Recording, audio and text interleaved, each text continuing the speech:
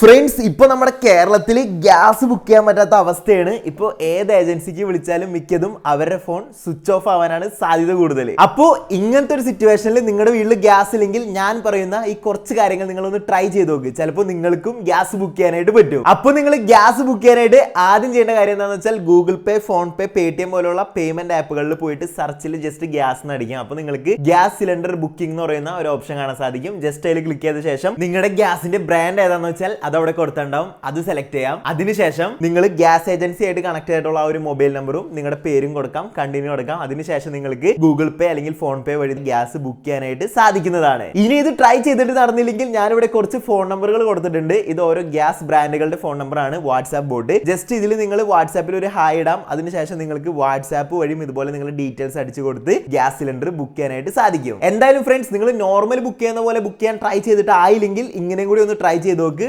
മിക്കതും നിങ്ങൾക്ക് gas book ചെയ്യാനായിട്ട് സാധിക്കും. അതുപോലെ തന്നെ ഗ്യാസ് ബുക്ക് ചെയ്യാൻ പറ്റാണ്ടിരിക്കുന്ന നിങ്ങളുടെ ഫ്രണ്ട്സ് ഉണ്ടെങ്കിൽ അവർക്കും ഈ വീഡിയോ ഷെയർ ചെയ്ത് കൊടുത്തോ. ഉറപ്പായിട്ടും യൂസ്ഫുൾ ആവും.